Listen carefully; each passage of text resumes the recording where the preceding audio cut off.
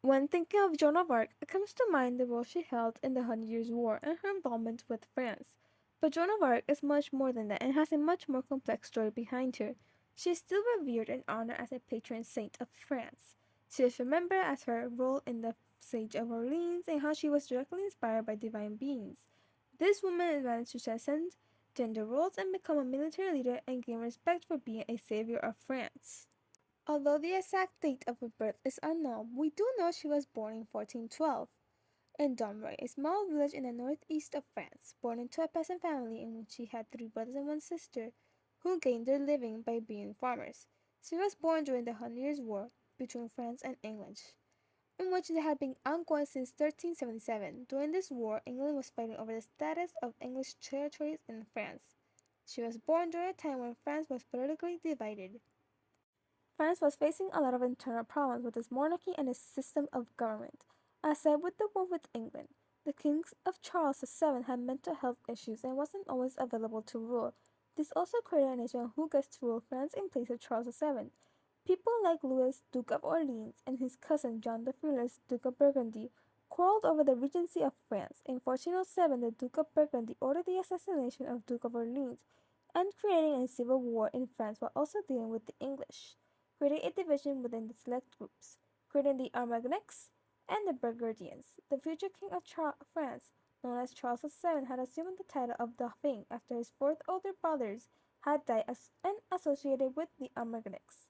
The internal issue rising with France also led the English ruler Henry V to invade in 1415. This was the France that Joan experienced, but she also experienced household chores like the spinning of wool, helping her father with the fields, and looking after animals, and also her mother after her a religious education.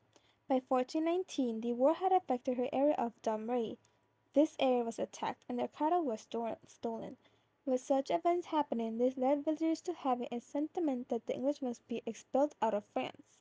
Soon after this, Joan had her first vision at 13, where she saw a figure known as Saint Michael surrounded by angels in her garden. After this vision, it is said that she wept because she wanted to go with them.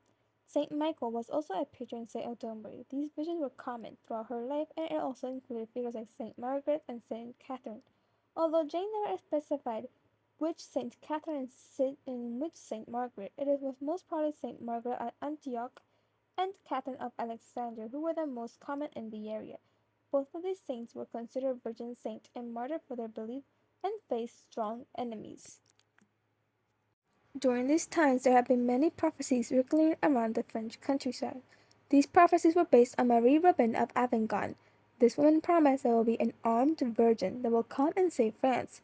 Another prominent prophecy was tied with Merlin, and Merlin was a mythical figure that was commonly associated as a mage. This mage stated that a virgin with a banner will come and rescue France. Joan implied that she was this woman, reminding people that to her that France will be destroyed by a woman and restored by a virgin. In May 1428, she asked her uncle to take her to a nearby town of Vaucluse, where she petitioned the garrison commander for an armed escort of Armagnacs, hordes, of Chinon, but she was refused and sent home. Later that year, her hometown was raided by Burgundian forces, who left her home in ashes and was forced to leave. She soon again returned to Vaucluse in 1429, and her proposal was refused once again, but she had now gained support of the Baudricourt court soldiers, Jean de Mettes and Bertrand de Poulengy. Henry's fifth brothers continued the conquest of France, and now most of northern France and southwestern France were now being controlled by Anglo-Burgundians. The Burgundians got to control Reims, and the area where traditional kings were crowned. The King Charles had not been coronated yet, and this would also help him legitimize his rule. So in 1428, the English had started to surround the Orleans, and had managed to isolate the rest of Charles' territories. This is also around the time that Joan started her appearance and eventually English commanded her to leave Dunbury to help the Dauphin Charles. As she traveled to meet Dauphin, she started to put men's clothes, and she continued to wear men's clothes for the rest of her life. Charles VII met Joan in the royal court of Chinon in 1429. Joan also told Dauphin that she came to lift the siege of Orleans and to lead him into the coronation of Reims. Charles and his council needed more assurance and sent Joan to Poitiers to be examined by theologians and was declared a good Catholic and a good person. They did send her to Orleans to be useful to the king. Joan was sent then to Tours to be physically examined by women, directed by Charles' mother-in-law, Joan of Arc, who verified her virginity to prove that she did fit the prophecies in during France's times in war. She designed her own banner and had a sword brought for her at the altar at church as Saint Catherine de Fourvière. Around this time, she began calling herself Joan the Maiden, emphasizing her virginity as a sign of her mission. Soon, in April 1929, Joan set out to Blois as a part of an army carrying supplies for the relief of Orleans.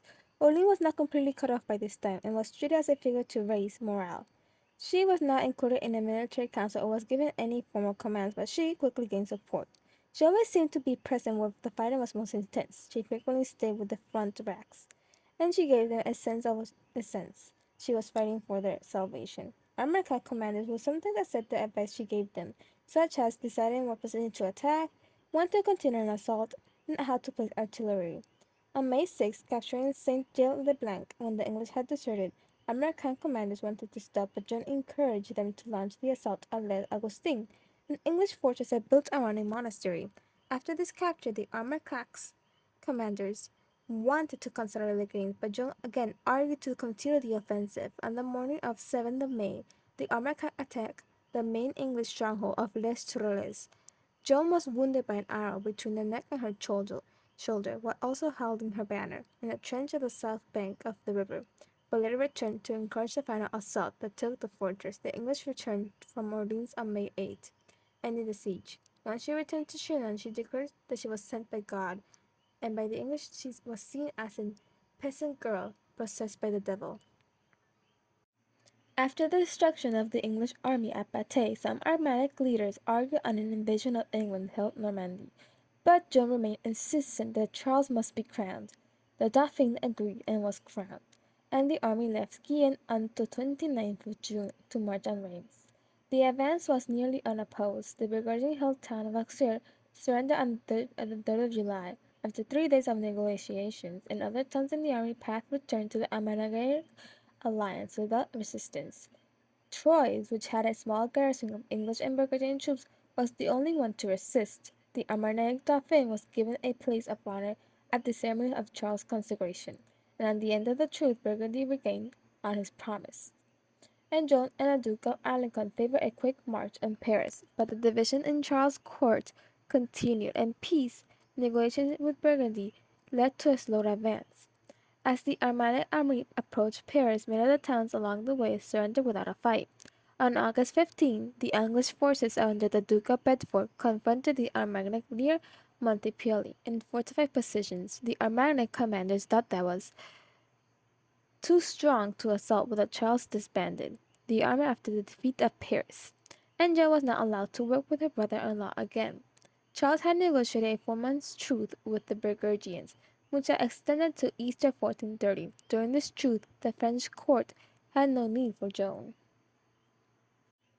The Duke of Burgundy began to reclaim the towns that had been ceded to him, but they had not submitted to him. Compiègne was one of those towns that had been submitted to such a fate.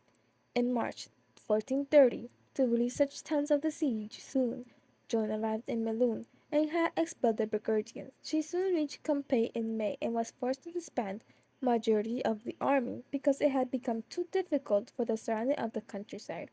On the 23rd of May 1430, Joan accompanied the Armagnac forces with fortified from Compiègne to attack the Burgundian camp at Magnac, northeast of the town. The attack failed and Joan was captured. The English and the Burgundians rejoiced that Joan had been removed as a military threat. The English negotiated with the Burgundian allies to pay Joan for ransom and transfer her to her custody. After the transfer of custody, Joan was put for trial for heresy in Rouen on the 9th of January 1431. She was accused of blasphemy for wearing men's clothes and acting upon visions that were demonic, and was refusing to submit her words and deeds to the church because she claimed that she would be judged by God alone. Joan's capture downplayed the secular aspect of her trial by submitting her judgment to an ecclesial court, but the trial was politically motivated. Joan testified that her visions and instructions her to defeat the English, and crowned Charles, and success was argued to be evidence that she was acting on behalf of God. All 8 of 131 clergy who participated in the trial were French, and two-thirds were associated with the University of Paris, but most were pro-Gregorian and pro-English.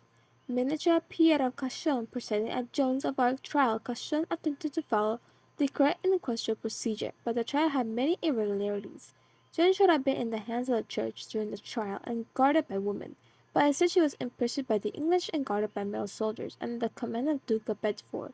Contrary to canon law, Caution had not established Joan's infamy before proceeding with the trial.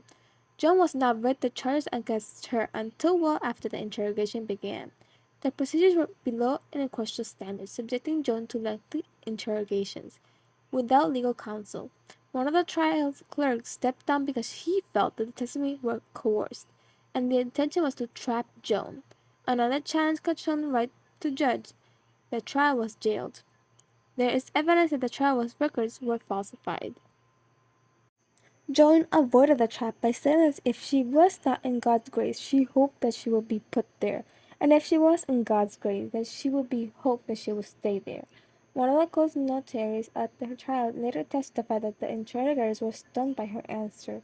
To convince her to submit, Joan was shown the instrument of torture. In early May, Cauchon asked the University of Paris to deliberate a 12 article summarizing the accusation of heresy. As Cauchon began to read Joan's sentence, she agreed to submit. Public heresy was a capital crime in which unrepentant or relapsed heretics could be given over the judgment of the secular court to be punished by death. Having signed the abjuration, Joan was no longer an unrepentant heretic and could be executed if she convinced of relapsing into heresy. As a part of her objection, Joan was required to renounce wearing men's clothing, and she exchanged her clothes for a woman's dress and allowed her head to be shaved. She was returned to her cell and kept in chains instead of being transferred to an ecclesiastical prison. Caution was notified that Joan had been resumed to be wearing men's clothes again. Joan stated that the reason for her to going back to men's clothing was because it was more fitting for her to dress like a man while being held with male guards, and that the judge had broken their promise to let her go to mass and to release her from her change. She stated that if they wanted to fulfill their promise and place her into a distant prison, she would be obedient. When Conchon asked about her vision, Joan stated that the voices had blamed her for abjuring out of fear, and that she would not deny them again, as Joan abjuring had required her to deny her visions, and this was sufficient to convict her of relapsing into heresy, and to condemn her to death. The next day, 42 assessors were summoned to decide Joan's fate. In the end, they voted unanimously that Joan relapsed into heretics, and should be abandoned by the secular powers. The English for punishment. In the morning, she was allowed to receive the sacraments by court processing, requiring it be denied to heretics.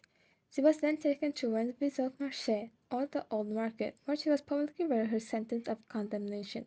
At this point, she should have been turned over to the appropriate authorities, the Bailiff of Rouen, for secular sentencing, but instead she was delivered directly to the English and tied to a tall plaster pillar for execution by burning. She was asked to view a cross as she died, and she was given one, which she kissed and placed next to her chest. Joan of Arc was much more than her role in the Hundred Years' War. She had dislikes and likes. She had ideas and feelings and personality, ones that manifested herself through her life and her story. And we owe to her a great role model and a good military leader.